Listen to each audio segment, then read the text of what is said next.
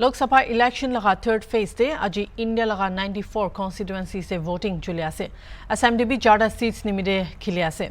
Aji Pub Guwahati High School polling station de BJP candidate Bijuli Kolita Meti bhi vote di ase aro Amin Gaon High School polling station de Assam Chief Minister Himanta Biswa Sarma bhi vote di ase. Ita reporter Deep Sagya ground de ase aro Manukan Lugute kotha kure ase. Sabo ekta etula opore report. Today is 7 May and today is the last phase of Lok Sabha election, and right now I am standing in Pub Guwahati High School. Aro moila pichete apni khan dekhi thaka nisna weather ekta olop cloudy ase aro 7 May te aji kuntu Lok Sabha election ase aro Guwahati laga BJP laga intending candidate kuntu Bijuli Kolita Meti yate ahi kena etu polling station te vote dibo aro moi camera person ke surrounding dekhabole kobo etu Pub Guwahati High School yate total voters laga number ase 1237 aro yate Bijuli Kolita Meti kuntu yate BJP laga intending candidate ase aro Kamrup district te total yate information hisab te voter laga amount to ase 10,55,068 for yetu pitorde 5,15,052 male aro 5,40,596 to female voter aro Bijuli Kolita Meti kuntu BJP la intending candidate ase mokhan apni khan ke dekhai ase television screen te dekhi thaka tu Bijuli Kolita Meti kuntu BJP la intending candidate ase tai etia vote cast koribole ahi kene ase aro ekta high profile candidate mokhan kobo pare kuntu BJP intending laga BJP la intending candidate ase aro tai laga campaigning debi honorable CM Himanta Biswa Sarma bhi bisi bhag jagate campaigning korise aro etia tai vote dibole aigena ase. I have casted my vote. So I am very much thankful to the people because you have seen that it's now 8 o'clock and people have started coming from 7 o'clock itself and they have started voting. I have visited the temple. I have taken the blessings of Bajrangbali. Then I went to Mahugratara temple. Then I have taken the blessings of Mahugratara. And yesterday also I have visited Ma Kamakhya, Ma Bogola, and then I have casted my vote. For the first time your son casted your vote? Yeah. Yeah. How do you feel? For the first time he has casted his vote and he have casted his vote to me and for BJP. So I am very much happy for that. হয় আসলে মই আগতেও কৈছো যে নিজৰ মা বুলি নহয় মই মানে যেহেতু এগৰাকী উচ্চ শিক্ষিত মহিলা আৰু এগৰাকী অভিজ্ঞ মহিলা আগতেও বিজুলী কলিতা মেধিয়ে পৌৰ নিগমত নিজৰ অৰিহণা আগবঢ়াই আহিছে গতিকে সেই হিচাপে মই এগৰাকী যোগ্য আৰু অভিজ্ঞ মহিলা এগৰাকীক ভোট দিছো গতিকে সেই হিচাপে মই আজি বহুত গৌৰৱ অনুভৱ কৰিছো হয় প্ৰথমবাৰ ভোটদান কৰিছো ভাল লাগিছে আজি গণতান্ত্ৰিক এটা প্ৰক্ৰিয়াত আজি নিজৰ মানে আজি নিজে তাতে এটা অংশীদাৰিত্ব আগবঢ়াইছো গতিকে বহুত ভাল লাগিছে আৰু এতিয়া হৰ্নবিল টিভি প্ৰেজেন্ট আছে one of the most famous মখান পোলিং স্টেশন কব কোতে অনারেবল সিএম হিমন্ত বিশ্ব শৰ্মা ইয়াতে আহি কেনে ভোট কাষ্ট কৰিব আৰু এতিয়া আপুনিকে হৰ্নবিল টিভি লাগা ভিজুৱেলছ তে টেলিভিছন স্ক্ৰিন তে আপুনি খান দেখি থকা নিচিনা একটা হিউজ ক্ৰাউড আছে kuntu yate charta polling station ase approximate 5,000 voter ase koigene mokhan information hisab te jani paise aru itu Bengali high school te honorable CM Himanta Biswa Sarma laga yate naam ase aru tai laga polling station etu ase information hisab te 3 baji enekate tai ahikene vote cast koribo aru etia television screen te dekhai thaka nisna ekta huge crowd আপনি খান দেখি পাই আছে ভেৰিয়াস জায়গা পৰা গুৱাহাটী লাগা ইয়াতে বেছিভাগ ভোটাৰ্স খান আহিছে সিনিয়ৰ সিটিজেনস খান আহিছে আৰু ওয়েদাৰ সাব যাইছে কলে একটা ক্লাউডি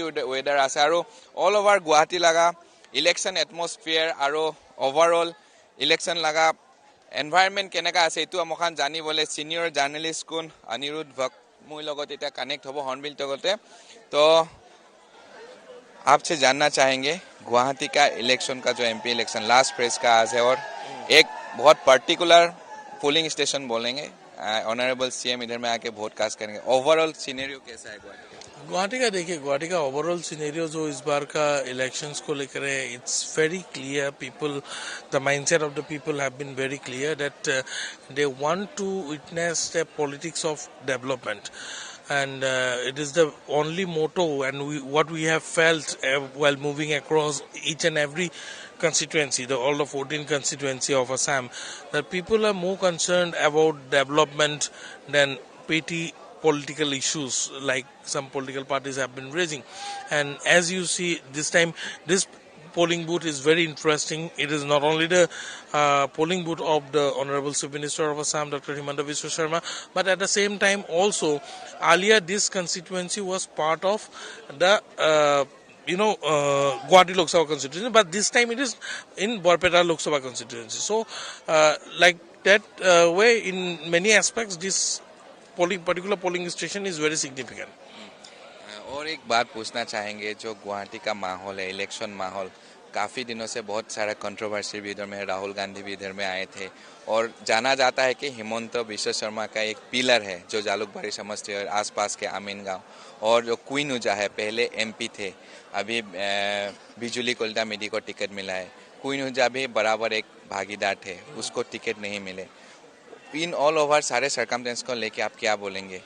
देखिए, common citizen, as a common citizen यदि देखा जाए तो वी वर ऑल्सो एक्सपेक्टिंग कि after the sitting MP from the Congress, from the BJP was denied a ticket, there will be some sort of dissidence within the party. There will be some sort of, a disagreement among the party workers that why the sitting MP was deprived from a ticket. But when it came to the ground, when we met the party workers, we in fact asked them several times, are you disgruntled? Are you not happy? We didn't saw any kind of dissidence within the BJP or within the party workers as far as the Guwahati Lok Sabha constituency is concerned. And in that aspect, after covering the BJP for so many years, I can also say that BJP is perhaps the only one party who had successfully devised a mechanism to control internal dissidence. As a common citizen, how do you expect from the next government who will be winning? See, the way Luki's policy was made into Act's policy and the massive developmental push that we have seen, particularly the ASEAN highway, which comes all the way from Moreh and connects to the rest of the India, and also the bordering areas of Nagaland also, if we see how road connectivity has significantly improved up to places like Longwa, and the travel Development has done by BJP Dimapur, not only the government, I am saying, the time that earlier took 3-4 hours to travel from Dimapur to Kohima, now it just takes 1 hour 30 minutes. So these are all aspects that I think people will keep in mind while going to cast their vote. You frequently visit to Nagaland, and as a common citizen or as a journalist, from your point of view, how about Nagaland? The situation is insurgency हो, चाहे जो भी cease fire group का जो framework agreement, ये सब.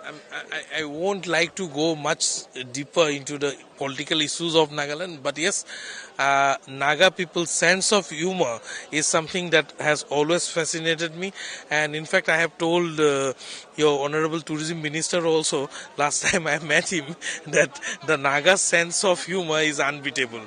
আৰু ইটো থাকিছে অনিৰুদ্ধ ভকত কোন ইয়াতে ৰিপাব্লিক মিডিয়া লগা তাই ৰিপৰ্টাৰ আছে, আৰু এতিয়া আজি লগা সিচুৱেশ্যনতে মখান চাবলৈ যাইছে ক'লে এইটো হৰ্ণবিল টিভিলা স্ক্ৰীণতে আপুনি টেলিভিছন স্ক্ৰীণতে যোনটো দেখি আছে একটা হিউজ ক্ৰাউড আছে. কোনটো ক্ৰাউড এইটো অল ওভাৰ গুৱাহাটী লগা কনষ্টিটুৱেঞ্চি, কোনটো 5টা কনষ্টিটুৱেঞ্চি বিধানসভা কনষ্টিটুৱেঞ্চি ইয়াতে আছে. অলৰেডি হৰ্ণবিল টিভিতে মই মেনশ্যন কৰিছে, আৰু এতিয়া তাক 3 বাজি তাক এইটো হিমন্ত বিশ্ব শৰ্মা ইয়াতে ভোট কাষ্টিং কৰিব আহিব কৈ কিনে জানি আছে. তো পাব্লিক খান লগাবি অপিনিয়ন ল'বলৈ ট্ৰাই কৰিব. বেছিভাগ কিউ আছে মখান দেখি আছে, জেনারেল वोटर्स खान লগতে মখান আহিব. आपके पास आएंगे, क्या बोलना चाहेंगे? आज पहली बार वोट कास्टिंग है और आगे में किए थे? पहले भी किए हम लोग, पहले भी वोट दिए, अभी भी वोट दे रहे हैं. जो भी गवर्नमेंट फॉर्म करेंगे एज ए जनरल सिटीजन आपका क्या मांग रहेगा?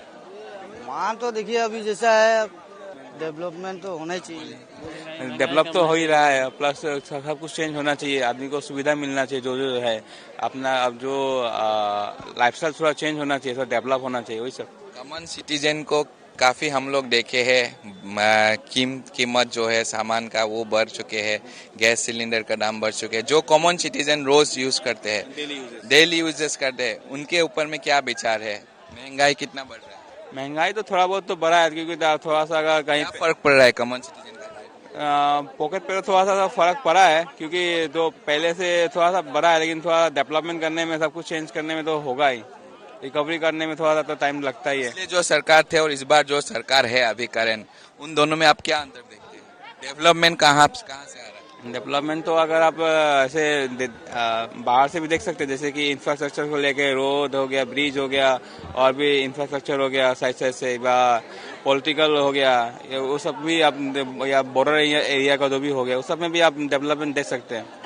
जो भी हो, एक पॉलिटिकल लीडर जीतने के बाद पब्लिक के टुवर्ड्स क्या जो उसने कमिटमेंट किया है, जो उसने प्रॉमिसेस किया, एटलीस्ट वो पूरा करे, फुल। আৰু এইটো আছে জেনেৰেল ভোটাৰ্ছ লগা অপিনিয়ন, কোনটো ওভাৰঅল ডেভেলপমেণ্ট মাঙি আছে কৈছে। আৰু আপুনি এইটো চাবি কোনটো ইয়াতে কিউ দেখি আছে, বেছিভাগ জেনেৰেল ভোটাৰ আছে। আৰু এতিয়া 8:30 হ'বলৈ হৈছে, আৰু অনাৰেবল CM হিমন্ত বিশ্ব শৰ্মা 3 বাজি এনেকা আহিব কৈছে। তো টিল দেন কিপ ৱাচিং hornbill TV, মোখান A to Z live footage MP election গুৱাহাটীৰ পৰা দেখাই থাকিব।